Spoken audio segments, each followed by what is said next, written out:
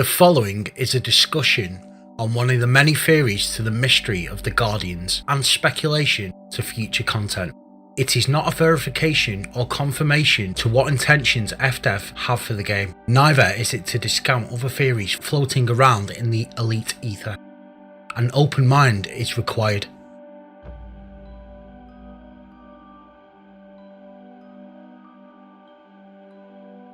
Millions of years ago, there existed a race known as the Guardians. They roamed from star to star and forged an empire the size of the current sphere of human habitation. On ancient worlds, long lost to all but one type of life form, their outposts lie under thousands of years of dust, mummified yet in some way dormant. In the early stages of the game's lifespan, pilots uncovered these sites, at first regarded as ancient ruins. They contained artifacts at the time of unknown purpose and suggest an homage to a planetary system. Like these settlements, the human cities of old belonging to the Aztec or Egyptian civilizations were arranged to emulate stellar arrangements such as Orion or Pleiades. The initial excitement of discovering another spacefaring civilization became a solemn mystery, for the race that built these structures were dead.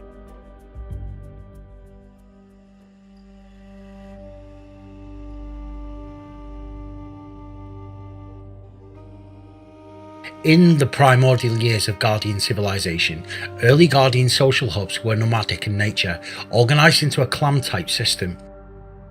During these early years, the star of the Guardian homeworld underwent a dimming, which resulted in great hardship for the Guardians. Previously, the Guardian homeworld was mostly tropical in climate, and this climate change took a heavy toll on the life forms of this planet. Due to the sapient makeup of the Guardians, they quickly adapted to this adversity and developed primitive tools, constructed stone shelters, and learnt how to breed animals for the purposes of food production. Conflict between the clans usually was resolved between two individuals elected by their clan in a fight to the death.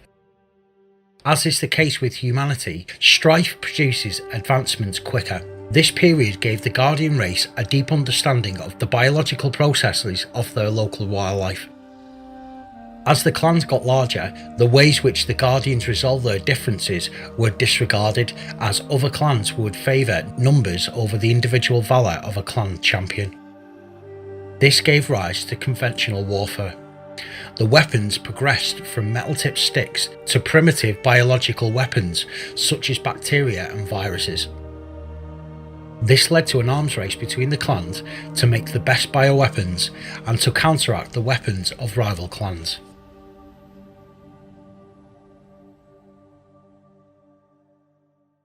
As the Guardian clans became more advanced, a broad alliance of previously rival clans from the northern segment of the Guardian homeworld banded together with the purpose of uniting all of their race under one banner. After a swift conflict, the Guardians were unified under one flag. This gave rise to an enduring system of cooperative city-states. There followed a great period of peace, growth and advancement. The entire ideology of Guardian society was pivoted around the concept of environmental harmony. Any technology that was to the detriment of the Guardian homeworld was outlawed. As a testament to the ingenuity of this race, considering the conditions set upon themselves, the Guardians quickly made a leap into space via electromagnetic acceleration. The unity of the Guardians led to a golden age in technological advancement, and in short measure, generational arc ships, advanced computing machines, and faster-than-light communication was developed. One such advancement of note was the monolith network, a method of linking computers, both biological and artificial, together over stellar distances. As their machines became more and more sophisticated, the greatest minds of the Guardians breathed life into their circuit and created artificial intelligence. These constructs were seen as a means to enhance the Guardians' technological mastery and were integrated into various aspects of their society. Neural implants were developed and connected the Guardians with both the constructs and the monolith network in a symbiotic circle.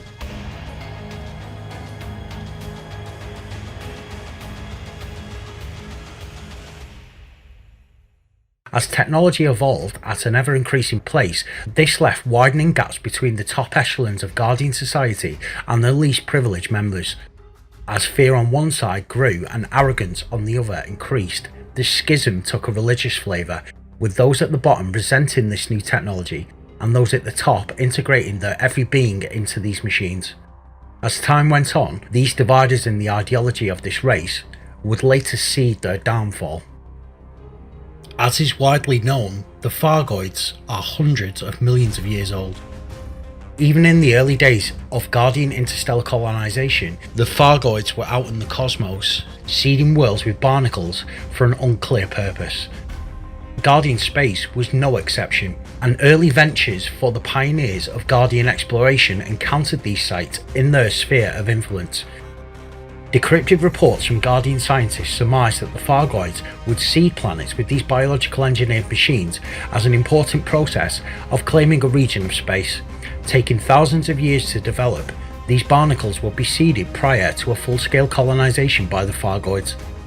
Only as the harvesters of these barnacles returned to reap their crop, they would encounter the Guardians. The Thargoids immediately launched an assault, making no effort to communicate with the Guardians, as is custom for this race. Early in the conflict, the Guardians were forced onto the back foot. The conservational nature of the Guardian society at odds with the total aggression of the Thargoids they would encounter. Great strides were made in an attempt to communicate with the Thargoids, and after a time the Thargoid lexicon was deciphered. These ventures were ultimately futile, however, as the Thargoids continued their aggression against the Guardians. This forced the Guardians to take the gloves off. Initial combat was fought between Guardian infantry and Thargoid drones. As to the composition of a Thargoid drone, this was very ineffective, as humanity has learned before. Understanding of Thargoid tactics led to a deployment of AI-controlled drones, constructs, and lumbering titans the size of a small capital ship, similar to the titans of Warhammer 40k. What is curious at this later fact is the need for such a colossal machine of war, suggesting to me that they were made in order to counter a similar sized foe. All aspects of Guardian technology were manufactured to combat the Thargoid influence, but as the Guardians would adapt, so would the Thargoids. Technology of either race would react violently to the opposite mere presence, as is demonstrated at the Thargoid sites today. Turning the gears of the Thargoid war machine, the Thargoids appear to have been unprepared for the Guardian response, and after an early rout for Guardian forces, the Thargoids were driven out of the Guardian colonies, never to return. The response to the Thargoids would create further tensions between the aforementioned rival groups within Guardian society, creating a chain of events that they would never recover from. As arguments were replaced by skirmish, and skirmish were replaced by total conflict, the schism of the Guardians would begin. One of the groups totally incorporating every aspect of their life into the various technological devices that were available, and the other demanding a more natural existence, deeming the former as an affront to the core of Guardian beliefs. The two devices that were particularly heretical to the religious side was the monolith network and connected neural implants, which integrated Guardian individual thought into a collective hub. It is thought that the first move into the schism was commenced by the religious sect. All-out war fell upon this race. In short measure, the religious group took control of the homeworlds and exiled the technological group, smashing the AI cores they encountered. Initial encounters between the rival factions were ground combat between rival groups of infantry, but as the conflict took its toll through the decades, the two sides resorted to long-range combat. The technological side using their automatons and gargantuan golems of war, the religious side reverted to a more traditional approach, with long-range missiles loaded with plagues, viruses, and deadly bacteria.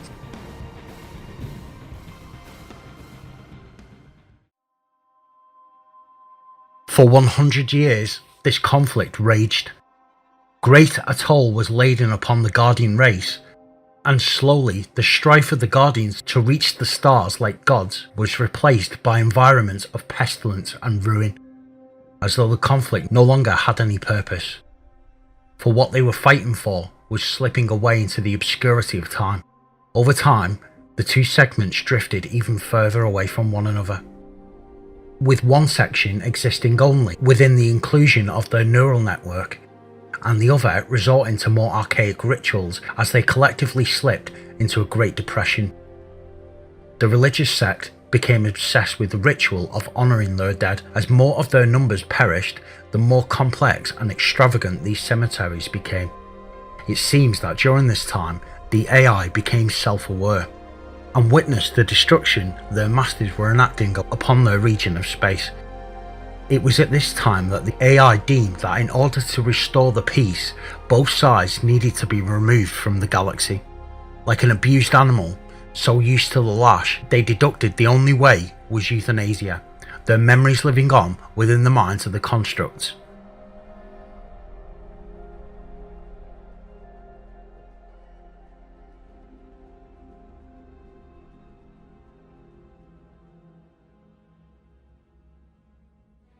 In an almost surgical fashion, the Guardian AI coordinated a simultaneous extinction event via nuclear and biological destruction.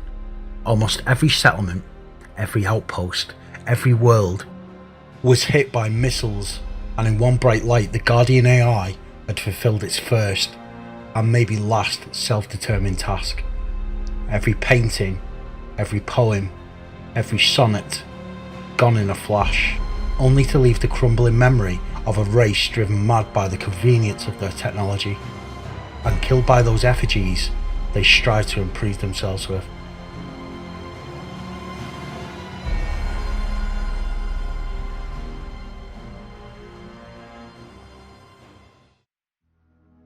Many sites have been found in what is known as the Guardian Bubble, yet one site remains elusive, the Guardian Homeworld. Presumably, the Guardian Homeworld is at least a radiation-infested grave as to the method of their destruction, but no doubt contains many archives and long-dormant war machines waiting for study. It seems that although the Guardian AI was very thorough in its missions, the erasure was not complete. One immense example is the Guardian Beacon, a series of space-laden structures that are currently used by the engineer Ramtar and his guild as part of the process of constructing Guardian enhanced technology. In the process of obtaining the required material for Guardian upgrades, it is required to power up these sites in order to obtain a relic. This device is used at nearby planetary ruins, and once connected with the unknown device on one of these worlds, gives you part of the information you need for FSD boost, Guardian fighters, or weaponry, amongst other items. What if the awakening of these devices does not terminate once you leave the instance? That once awakened, this machinery has another function. Maybe the AI was thorough after all. Post-schism, the fate of the AI is unknown. As is demonstrated at the Guardian sites, the technology is considerably durable, able to withstand millions of years of use or dormancy and still function as intended. If their technology is so durable, what happened to the AI? As is mentioned in Ramtar's research, the AI desired to survive beyond the schism. In the known history of humanity, there has never been a recorded case of a hostile, non-human vessel bearing the idents of Guardian technology or a drone larger than the constructs on the Guardian ruins. Was there a group of Guardians that escaped the schism in order to reforge their existence? Did the AI simply shut down once their mission was complete, or did they leave for pastures new? Are they simply waiting, hidden from human senses in the depth of the space, watching us? The title of one of the Guardian structures is Beacon. A beacon is regarded as a fire or light set up in a high or prominent position as a warning, signal, or celebration. One would assume that the beacons are a lighthouse of sorts. What if these sites were in fact a warning?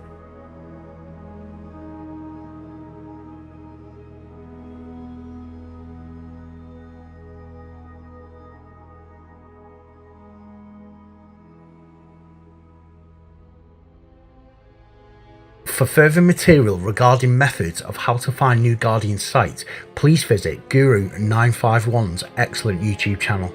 He's responsible for finding many of the Guardian sites in the past, and his coverage on these topics and the topic of Roxlore is excellent. Link below. Thanks for the watch. Please make sure, if you like my content, to like, and please consider subscribing to my channel. If you have thoughts on this topic, please feel free to comment below, even if you disagree. It all helps this channel grow. Cheers.